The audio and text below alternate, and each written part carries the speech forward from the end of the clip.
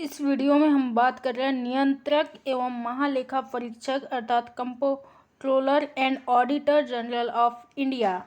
यह भी एक संवैधानिक निकाय है जिसका उल्लेख भारतीय संविधान के अनुच्छेद 148 से 151 में इसका उल्लेख किया गया है। यह इसे अध्याय 5 के अंतर्गत रखा गया है।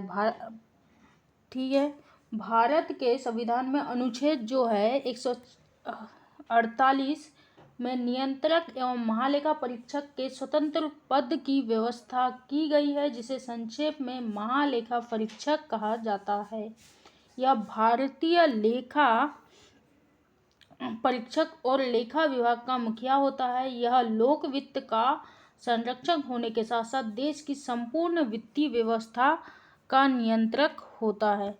इसकी संरचना जो है विवादित है। इसका क्लियर नहीं है कि इसमें कितने, अब वैसे अध्यक्ष तो एक होता है और अभी वर्तमान में एक अध्यक्ष और 2 सदस्य है। वर्तमान में एक अध्यक्ष और 2 सदस्य है। इसकी नियुक्ति कौन करता है? केक की नियुक्ति की जाती है। राष्ट्रपति के द्वारा केक की नियुक्ति होती है। सेवा शर्तें क्या है? राष्ट्रपति के द्वारा ही निर्धारित होती है। इनकी सेवा शर्तें जो होती है यह भी राष्ट्रपति के द्वारा निर्धारित की जाती है। कार्यकाल कितना होता है इनका? केक का कार्यकाल 6 वर्ष या 65 वर्ष की आयु जो भी पूर्ण हो, 6 वर्ष या 65 वर्ष की आयु जो है जो भी पूर्ण हो, या फिर इससे पहले वह राष्ट्रपति के नाम किसी भी समय अपना त्यागपत्र भेज सकता है। कार्यकाल कितना होता है? कार्यकाल का उल्लेख है 6 वर्ष या 65 वर्ष की आयु जो भी पहले पूर्ण हो, या फिर राष्ट्रपति के नाम किसी भी समय अपना त्यागपत्र भेजकर अपना कार्यकाल वह समाप्त कर सकता है। पद से हटाना राष्ट्रपति के द्वारा जैसे पद से कौन हटाता है? अनुच्छेद 124(4) राष्ट्रपति के द्वारा हटाया जाता है। इसे जैसे उच्चतम न्यायालय के जो न्यायाधीश होते हैं उन्हें हटाया जाता है, वैसे ही अर्थात संसद के दोनों सदनों के द्वारा विशेष बहुमत के साथ उसके दुर्व्यवहार या अयोग्यता पर प्रस्ताव पास कर उसे हटाया जा सकता है। इसका उल्लेख किसमें किया है? अनुच्छेद 124 के 4 में। ठीक है, पद से कौन हटाता है इन्हें? केक को पद से हटाने का पावर है राष्ट्रपति को। राष्ट्रपति कैसे हटाएगा? जैसे उच्चतम न्यायालय के न्यायाधीश को हटाया जा सकता है, मतलब संसद के दोनों सदनों के द्वारा विशेष बहुमत के साथ उसके दुर्व्यवहार अर्थात कदाचार या अयोग्यता पर प्रस्ताव पास कर उसे हटाया जा सकता है, अनुच्छेद 124(4) के अनुसार। ठीक है, इसकी स्थापना कब हुई थी? नियंत्रक एवं महालेखा परीक्षक के जो कार्यालय है, महालेखाकार का कार्यालय, इसकी स्थापना कब हुई थी? 1858 में हुई थी।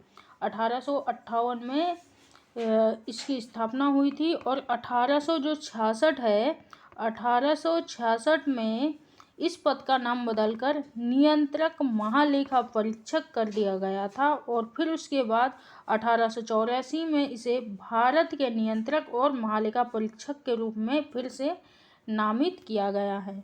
ठीक, इसका मुख्यालय कहाँ है? महालेखाकार का कार्यालय मुख्यालय कहाँ पर है? यह है राष्ट्रीय राजधानी नई दिल्ली में है। और अगर से मध्य प्रदेश का महालेखाकार का कार्यालय पूछा जाए तो कहाँ है? मध्य प्रदेश का कहाँ है? ग्वालियर में है। मध्य प्रदेश का ग्वालियर में है। और इसका मध्य प्रदेश का ही उप कार्यालय अगर से पूछा जाए तो उप कार्यालय कहाँ है? उप कार्यालय है भोपाल में। और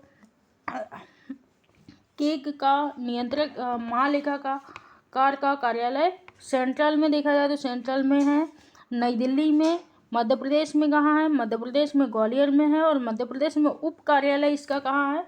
उप कार्यालय है भोपाल में। पहले केक कौन थे?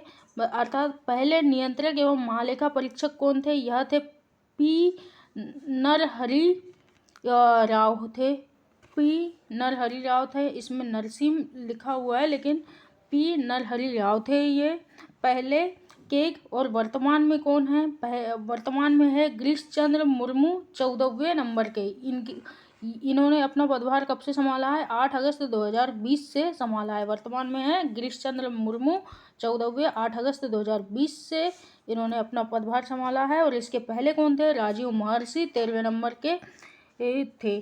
कौन थे? 13वें नंबर पे राजीव महर्षि। और वर्तमान में है गिरीश चंद्र मुर्मू। महत्वपूर्ण इनके अनुच्छेद कितने हैं? इसका उल्लेख कितने में किया है? अनुच्छेद 148 से लेकर अनुच्छेद 151 तक इसका उल्लेख है। 148 में दिया है भारत के नियंत्रक व महालेखा परीक्षक की नियुक्ति और पदमुक्ति का उल्लेख किया है। अनुच्छेद 148 क्या बोलता है? भारत के नियंत्रक एवं महालेखा परीक्षक की नियुक्ति और पदमुक्ति का उल्लेख है। अनुच्छेद 149 जो है उसमें महालेखा नियंत्रक व महालेखा परीक्षक के कार्य और शक्तियों का उल्लेख किया गया है। अनुच्छेद 150 में संघ तथा राज्य के लेखा प्रारूप के संबंध में राष्ट्रपति को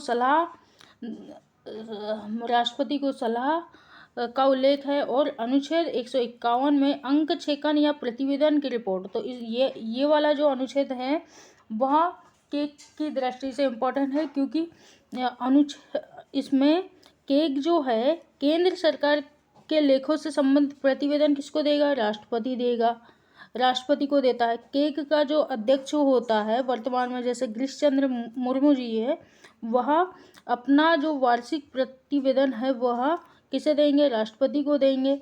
लेकिन राज्य सरकार के लेखों से संबंधित जो प्रतिवेदन होता है वह राज्य सरकार का जो केग होता है वह किसे देता है? राज्यपाल को देता है।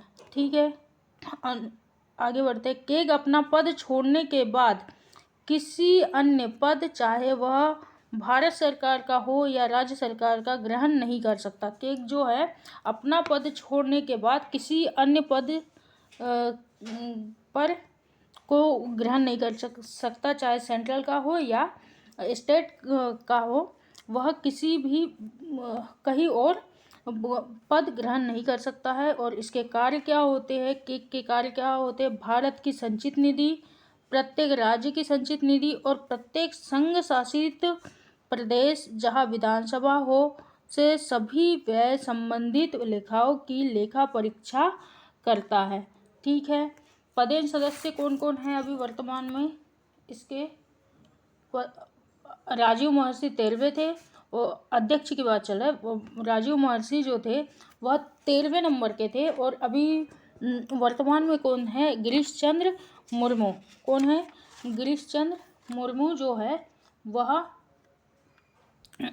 वर्तमान 14वें नंबर के अध्यक्ष है केग के। ठीक है, आज के लेक्चर में बस इतना ही। Thank you.